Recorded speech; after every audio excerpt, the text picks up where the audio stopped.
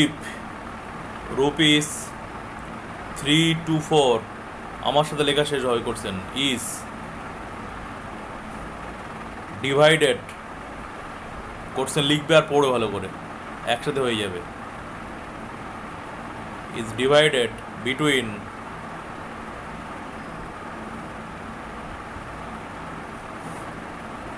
A and B in the ratio 11:7, then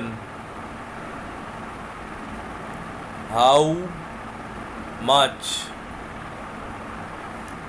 will each of them get? এই হলো প্রশ্ন, ভালো করে দেখতে হবে।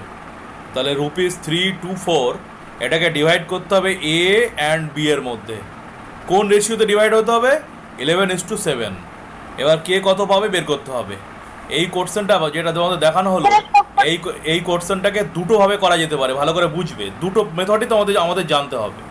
দুটো মেথডই তোমাদের শেখানো হচ্ছে, ভালো করে দেখো কীভাবে করবো। দেখো মন দিয়ে দেখবে আর করবে।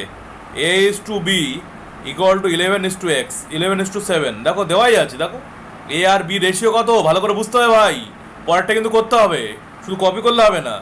A/B ইকুয়াল টু কত 11:7। তাহলে এবার আমরা এটাকে সাপোজ এটাকে ধরে নিতে পারি A ইকুয়াল টু 11x, সহজ সব থেকে মেথড, এটা সহজ মেথড। আর বি ইকুয়াল টু ধরতে পারি কত, এটাকে 7x ধরতে পারি। এবার ভালো করে বোঝো ভাই, এ আর বি যেটা পাচ্ছে টোটাল সেটাই আবার কোর্সের মধ্যে দেওয়া আছে। দেখো এই দেখো 324, দেখো 324 হচ্ছে টোটাল, এটা টোটাল অ্যামাউন্ট বলা আছে না। ইফ ₹324 ইজ ডিভাইডেড বিটুইন, দেখো টোটাল দেওয়া আছে 324। তাহলে আমি এটাকে ধরলাম 11x আর বিটাকে ধরলাম 7x। তাহলে আমরা লিখতে পারি অ্যাকর্ডিং টু দ্য সাম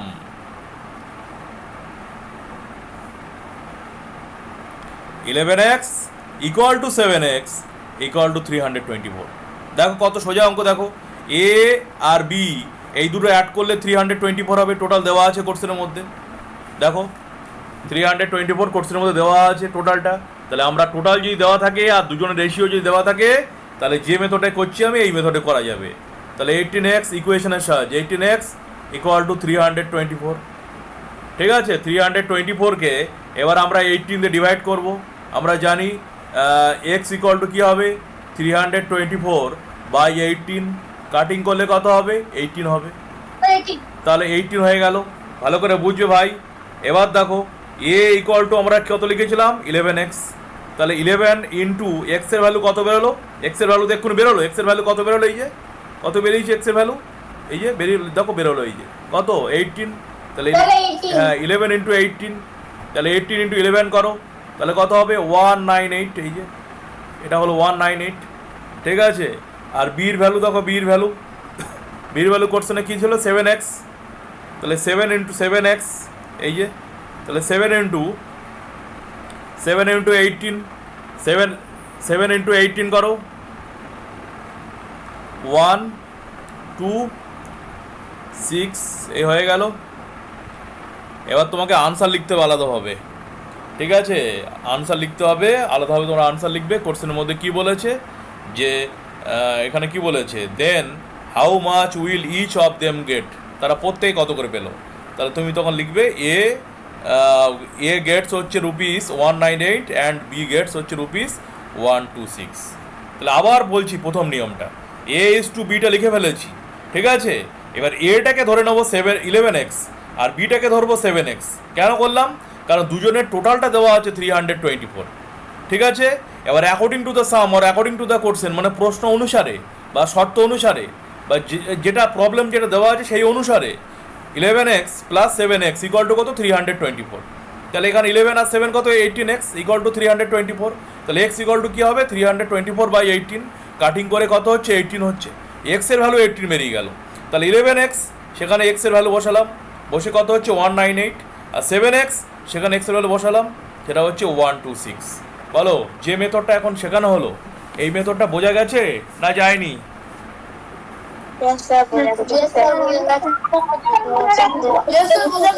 দেখো, যে যে হ্যাঁ ঠিক আছে, যে যে মেথডটা যে যে যে যে মেথডটা শেখানো হলো, যে মেথডটা, হ্যাঁ বলছি, যে মেথডটা শেখানো হলো এই মেথডটা সব থেকে সহজ মেথড। আবার বলছি, কখন এই মেথডটা করব? প্রশ্নের মধ্যে যখন টোটাল দেওয়া থাকবে, এই দেখো টোটাল, এই আবার বলছি কিন্তু দেখো, এই টোটাল দেওয়া থাকবে আর দুজনের রেশিও দেওয়া থাকবে, এই যে দুজনের রেশিও দেওয়া আছে, টোটালও দেওয়া আছে, দুজনের রেশিও দেওয়া আছে, তখন আমরা কি করব, এটাকে 11x ধরে নেব আর বিটাকে 7x ধরে নেব। আবার দেখো এই দুজনের টোটাল দেওয়া আছে প্রশ্নের মধ্যে 324, সেই জন্য অ্যাকর্ডিং টু দ্য সাম বলে এই যে 11x plus 7x equal to 324, তাহলে 18x ইকুয়াল টু 324, তাহলে x এর ভ্যালু কত? 18 বেরিয়ে গেল। যেই x এর ভ্যালু যেই বেরোলো 18, এবার এটাকেই আমরা 11 এর সাথে ইন্টু করব, এর ভ্যালু বেরিয়ে গেল। এবার তারপরে আবার যে আরেকটা যা আছে 7x b, সেখানেও আমরা 18 এর ভ্যালুটা, x এর ভ্যালুটা 18 বসাবো, বসালে সেখানেও আমরা পেয়ে যাবো এইভাবে। তাহলে এটা গেল ফার্স্ট মেথড, ঠিক আছে। আর একটা মেথড আছে, সেটা তোমাদের বলছি, এবার দেখো সেই মেথডটাও আমাদের জানতে হবে। দুটো মেথড শিখতে হবে, একটা x দিয়ে করলাম আর একটা হচ্ছে x ছাড়া কীভাবে করা যেতে পারে সেটা দেখো, ভালো করে বুঝবে সেই মেথডটা। দেখো আর একটা মেথড আছে, ভালো করে বুঝবে। দেখো কোর্সের মধ্যে কি দেওয়া আছে, অর কোর্সের মধ্যে বলা আছে, দুটোই জানতে হবে কিন্তু আমাদের, a is to b, পরের অঙ্কগুলো কিন্তু সব এইভাবে করতে হবে। তাহলে a is to b কত দেওয়া আছে কোর্সের মধ্যে, কত a is to b কত দেওয়া ছিল কোর্সের মধ্যে? হ্যাঁ 11:7, আর টোটাল কত দেওয়া ছিল? রুপিস 300 রুপিস 324, ঠিক আছে। এইবার এটা দেওয়া আছে কোর্সের মধ্যে। তাহলে এবার আমরা কীভাবে করবো ভালো করে দেখো, এটা ভালো করে বুঝতে হবে তোমাকে, যেটা আমি করছি। দেখো এ আর বি ভালো করে বুঝবে কিন্তু এই জায়গাটা, এই মেথডটা। এ হচ্ছে 11 আর বি হচ্ছে 7, ভালো করে বোঝো। ধরো বিয়ে বাড়িতে এ মানে ধরো আমি স্যার, আর বি মানে তুমি ধরো। তাহলে আমরা দুজন বিয়ে বাড়িতে খেতে গেছি, কোনো একটা ইনভাইট হয়েছে, সেখানে নিমন্ত্রণ করেছে। তাহলে আমি কি, ভালো করে বুঝবে কিন্তু, আমি গিয়ে 11টা রসগোল্লা খেয়েছি, 11টা, আর তুমি খেয়েছো 7টা রসগোল্লা খেয়েছি, ঠিক আছে, ভালো করে বুঝবে। তাহলে বিয়ে বাড়িতে আমি গিয়ে খেয়েছি 11টা রসগোল্লা আর তুমি কি খেয়েছো 7টা রসগোল্লা। এখন যদি কেউ জিজ্ঞাসা করে যে তোমরা দুজন মোট কটা রসগোল্লা খেয়েছো, তাহলে কি লিখবে, কি করবে?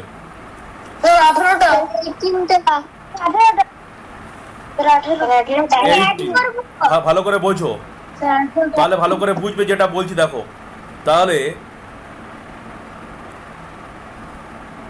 এটা তো গেল এখানে, তাহলে পাশে বোঝাচ্ছি। দেখো এ, এটা করার দরকার নেই বোঝানোর জন্য, এ আর বি টোটাল তাহলে খেলো কটা রসগোল্লা?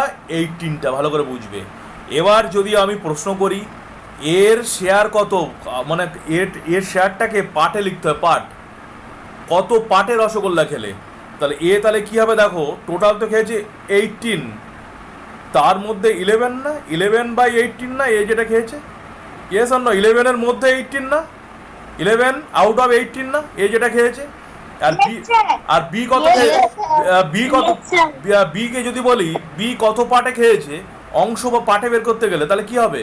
7/18 না, 18-এর মধ্যে 7 খেয়েছে না বি, ইয়েস আর নো? হ্যাঁ কি না? তাহলে ভালো করে দেখো, এইভাবে আমরা পার্ট করে করতে পারি, যেভাবে করলাম আমি, এটা তোমাদের বোঝানোর জন্য করলাম। তাহলে ডাইরেক্ট আমরা এইভাবে লিখতে পারি। দেখো কিভাবে লিখবো, এইভাবে এ অ্যাপোস্ট্রফি এস, এর শেয়ার, তাহলে এর শেয়ার কত হচ্ছে, দেখো 11, ভালো করে বোঝো, 11/11 প্লাস 7 দেখাবে, 11/11 প্লাস 7, ঠিক আছে, ভালো করে বোঝো এটা। এবার দেখো টোটাল কত, টোটাল হচ্ছে 324, তাহলে 11/11 প্লাস 7 ইন্টু 324, 324-এর মধ্যে এটাকে ইন্টু করে কাটিং করে দিলে বেরিয়ে যাবে। তাহলে কি হচ্ছে ভালো করে দেখো, 11/18, ইন্টু 324 এই 11/18 ইন্টু 320 ভালো করে বোঝো 324 এই ঠিক আছে এই লিখলাম। এবার কি হচ্ছে এটাকে কাটিং করব তাহলে 18 আর 324 কাটিং করো 18 হয়, একটু আগে তোমাদের বোঝালাম 324 ডিভাইড করলে 18 হয়, তাহলে 18 ইন্টু 11 বলে কত হয় 198। দেখো একেবারে হয়ে যাচ্ছে 198, দেখতে পাচ্ছ 190 হয়ে গেল একেবারে। আবার একইভাবে আমরা লিখব দেয়ারফর বির শেয়ার, তাহলে বির শেয়ার কত হচ্ছে দেখো এখানে 7 বাই কি হবে হচ্ছে 11 প্লাস 7 ইকুয়াল টু কত 324, ভালো করে খেয়াল করো। তাহলে 7 টোটাল খেয়েছে কত 18, 18 মধ্যে 7, ঠিক আছে এটা তো পার্টে হলো। এবার কতর মধ্যে 324 মধ্যেই 324 এই কাটিং করো 18, ঠিক আছে 18 কে 7 দিয়ে ইন্টু করো করলে দেখো 126 হয়ে গেল। তাহলে ডাইরেক্ট কিন্তু আনসার বেরিয়ে গেল এ ইকুয়াল টু হলো কত রুপিস 198 আর বি ইকুয়াল টু হলো কত রুপিস 126। তাহলে এটা কিন্তু এই মেথডটা ভালো করে বোঝাচ্ছি, এটাও জানতে হবে। দেখো কীভাবে করব, কখন এটা করব, এ আর বি দেওয়া আছে আর টোটাল রেশিও দেওয়া আছে আর টোটালটা দেওয়া আছে এই যে। তাহলে কীভাবে করব, এর শেয়ারটাকে লিখবো এইভাবে 11/11 প্লাস 7। দেখো 11/11 প্লাস 7 কেন 11 প্লাস 7 টোটাল দুজন খেয়েছে, দুজনের রেশিও দুজন, এটা এই দুজনের মধ্যে 11, তাহলে এ কত পাচ্ছে 11/18।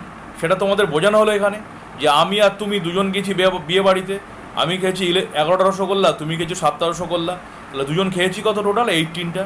এখন যদি বলি এর পার্ট কত, স্যারের পার্ট কত, স্যার কতটা খেয়েছে, দেখো হয়ে যাবে 11/18 মানে 11 আউট অফ 18। এখন যদি বলি তোমার পার্ট কত, তুমি কি বলবে 7/18 মানে 18 টোটাল দুজন মিলে খেয়েছি তার মধ্যে 7, ঠিক। এবার এটা তো পার্টে হলো, ভগ্নাংশ হলো, পার্টে হলো, ফ্র্যাকশানে হলো। এবার এটার সাথে যদি আমি টোটাল অ্যামাউন্ট যেটা ফিগারে যেটা আছে রুপিস হোক বা ফিগারে যেটা থাকবে সেটা যদি ইন্টু করে কাটিং করে দেই তাহলে কিন্তু আমরা নর্মাল যেটা ফিগার যেটা সেটা পেয়ে যাবো আমরা।